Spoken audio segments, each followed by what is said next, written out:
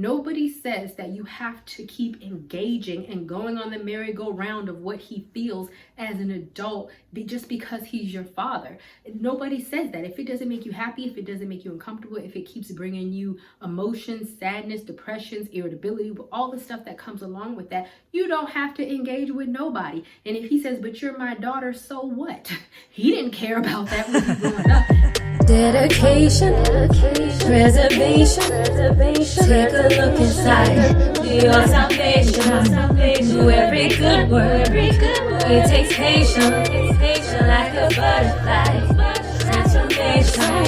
What is up, guys? Sophia here, and I'm back with another video. If you are new to my channel, then don't forget to subscribe, and don't forget to hit the notification bell to stay updated on all my videos, and don't forget to check the description box because I always put a lot of stuff in there. So what we're going to be talking about is we're going to be talking about how to deal with a deadbeat dad as an adult. And honestly, I was supposed to shoot this video a while ago because a few people had requested it on one of my other videos a while ago, and I just never got around to doing it, right? But apparently it is very prevalent, and I know because honestly I grew up with a deadbeat father. My father probably left when I was 2. I don't even remember him, and I never heard, I mean, he came back as an adult, but we don't having a relationship. I don't have animosity, I'm not unhealed, I don't have daddy issues, any of that. So really we want to talk about that because I know a lot of women do, and a lot of women do kind of struggle with their father being a deadbeat coming in and out of their lives, especially as an adult. And as an end result of that, it can definitely mess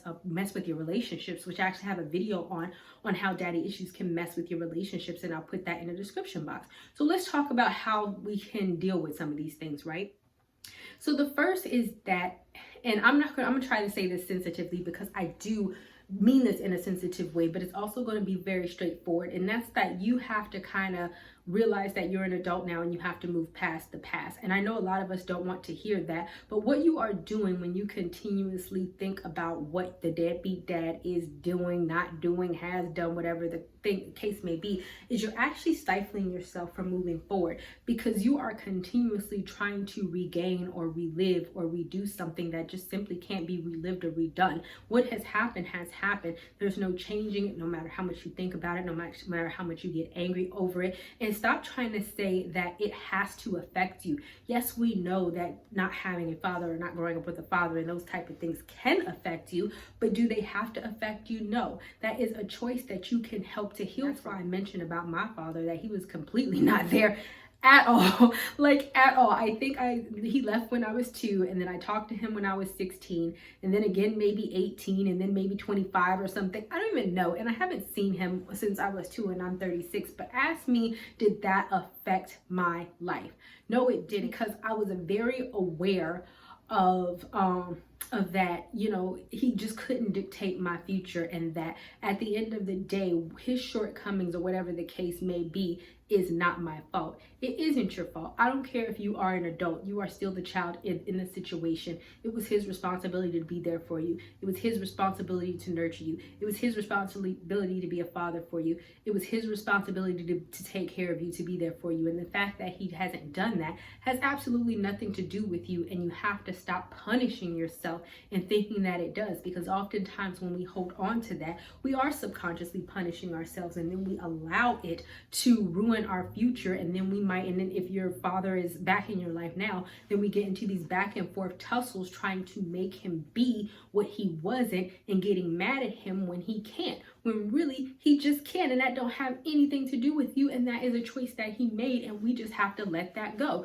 You can't make him be, you can't try to make him love you, you can't try to make him regain the past, you can't try to make him different, you can't make him apologize, you can't make him do anything. The only thing that you can do is release it and let it go, and understand that he has failed you. Don't make a mistake about that. It's not that, oh, I'm unlovable, or I wasn't a good enough child, or whatever. No, that's his failure altogether, but leave it at his failure. It's not your failure. And as an adult, we do have to kind of reconcile with that, and we have to deal with that, and not sink into collapsing into, oh, I didn't have a father, now this must be wrong with me. No, it doesn't, because if you take on those stereotypical things of, oh, my father's a bad father, I don't want to deal with him, he don't want to call me, he don't want to text me, so therefore I am destined to be blah blah blah, then that's exactly what's going to happen. But if you really spin the narrative in your mind that says, you know what, this is his problem, his fault, but that don't have to be my problem, and I can go forward and have a happy life and have happy relationships. If you want to be in it, then great. If you don't, then whatever, right? Then that kind of puts you in a better mindset. I remember at one point, and I want to say maybe I was around 28 or 29, and my father had probably tried to text or whatever this once again, whatever the case may be, I don't even know, right? And I really did kind of like snap on him, and I was like, look, at this point I was like, this is getting really old. If you want to be in my life, then I welcome that, but what I'm not going to do is this whole back and forth stuff. You know, with the times of him coming in my life and coming out of my life, he tried to blame my mother. I mean, just a bunch of excuses, and really I had tolerated it to an extent because he came back in my life and I felt like I had to be nice. But then it came to a point where I really just laid it out through, I think it was Facebook, and I just let him know, if you want to start a relationship, then fine, but we're not going to talk about the past, we're not going to talk about your shortcomings, we're not going to talk about why you weren't we're not going to come up with all these excuses. I welcome you to have a healthy future with me. If you don't want to do that, then I think you need to just stay where you're at. Period. And I meant that. And so sometimes that is what we have to do in order to release the past, is to let them know, I'm not going to relive these excuses, the past, all of this other nonsense with you. Either you want to move forward with me in a healthy way, or you don't. And if you don't, I accept that and I move on and I move forward in a healthy way on my own. And that's when I had to draw a line in the sand and let him know what I was and wasn't going to tolerate, and what it does require for you to be in my life. And if you cannot meet those needs, then you can go. And I think sometimes we feel like, oh, this is going to make me sad. But the thing about it is, you're sad with him doing what he's doing now, right? So when you draw boundaries, it allows you to dictate how things are going to go on your terms. And if he does not meet that, then give yourself permission to let that go. Because let's say that he jacked up your entire childhood and now he's playing some of these games, and now as an adult, right? If you allow this pattern to continue, then you are going to be emotionally and mentally affected. And that's something that you cannot allow. You don't have to feel bad about protecting yourself from this person who just wants to jerk you around, play with your heart, say he's gonna come but not, and just do this other type of stuff. And when you are an adult, it's like, yeah, when you were a child, you couldn't determine what he was doing. And even as an adult, you can. But what you can do is put up boundaries for yourself and determine how you let him in and not in your life based on what you feel comfortable with. If you feel like he has let me down too much, I'm not gonna, I don't feel comfortable, seeing him right now. That is okay. Let him know that, draw that boundary, and don't let him put you on a guilt trip. If you tell him, I'm tired of going with this circle around you, if you let me down one more time, then I don't want to see you again. Stick by that. If that's what makes you happy and that is what makes you comfortable, then do that. Nobody says that you have to keep engaging and going on the merry-go-round of what he feels as an adult just because he's your father. Nobody says that. If it doesn't make you happy, if it doesn't make you uncomfortable, if it keeps bringing you emotions, sadness, depressions, irritability, all the stuff that comes along with that, you don't have to engage with nobody. And if he says, but you're my daughter, so what? He didn't care about that with you growing up. And this is not being vengeful, but these are protecting yourself, your energy from toxicity, really, and not allowing the person, because each time, let's say he's there for 2 weeks and then he's gone, and you get comfortable, and then he's gone for another 6 months, then all of those emotions come back. Then he comes back for a year and then he's gone, and it's like this cycle of these emotions flooding back and not flooding back. At one point you have to say, I am going to stop this. You play by my rules, and if you don't, goodbye. And I promise you, even in the beginning, you might be, oh, I don't have a father, but it allows yourself to fully heal and not continue with the back and forth, because going with the back and forth is one guarantee, is you're not going to heal. You're just going to have the same reoccurring cycles that you did as a child. And the last one I want to get into is to not blame yourself, because I think that oftentimes, and this was even the case with my father, is that he did not want to take personal responsibility. My mother had me at 19, and she did a very great job, by the way. My mother, she joined the military, she retired from the military, she has a master's degree, that's her highest highest degree. She works in the government. Like, you know, she does well in life. And then she also weaned that in me. So really, and that's why I think my mother really did help me not feed into the deadbeat dad mentality, because I really wasn't suffering for anything. I really saw her do what she had to do to ensure that I had a good life. And I say that all to say that when my dad tried to come in and tried to blame her for getting pregnant, but I mean, just blame her for everything. When he tried this nonsense, just blame, it really didn't work, because at the end of the day, the person who was there for me throughout my entire life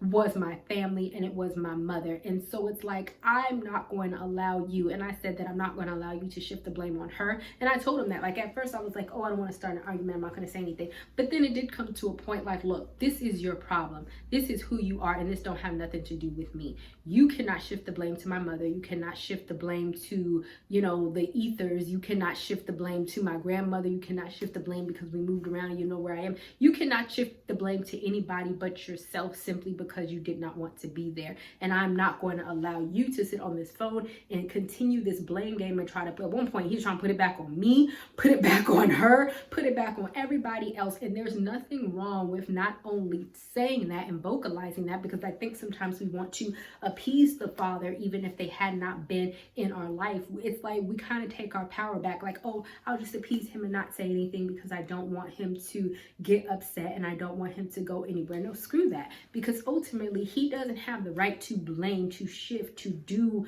you know, put this on other people when ultimately it was his fault. So if he's having an interaction with you where he wants to make you feel guilty, or everybody under the sun feel guilty but himself, there's nothing wrong with saying, you know what, I think the reason why you weren't there is because you weren't there, and I really don't want to hear you do this blame game. You're not going to blame me, you're not going to blame my family, you're not going to blame my mother. What we are going to do is we are going to build a relationship on my terms. I control it. Give them the stipulations of what you feel you need from them. And if you can't abide by that, then I feel like it's best for you not to be in my life. Yes, that does sound very mean, but trust me, it is the way that you genuinely deal with people. Don't fall into, I believe, his blame game. It was everybody's fault. I believed, you know, unless he was abducted by like aliens or something or another, the only reason why he wasn't there is because of himself, right?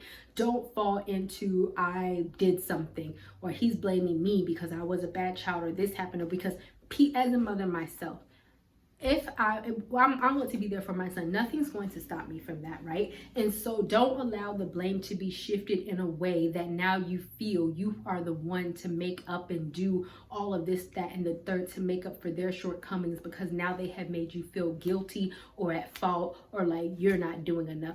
I don't have to do anything but sit here and smile if I wanted to. It is their responsibility to make it up to me, not yours, not anybody else's. So don't take on unnecessary blame and responsibility in order to cultivate this relationship. Allow for it to come to you and allow them to kind of prove themselves to you. And overall, don't feel guilty about it. All right, guys, thank you guys so much for watching, and I will see you guys another day, another time. Bye, y'all. Not ready for the show to end? It doesn't have to. You can head over to my site where you can read hundreds of articles. And also you can feel free to shop my store where I have all of my products for sale. And last but not least, for even more video content, feel free to visit my YouTube channel where I talk about a wide array of content. Thank you guys so much for tuning in, and until next time, stay blessed. Like a butterfly.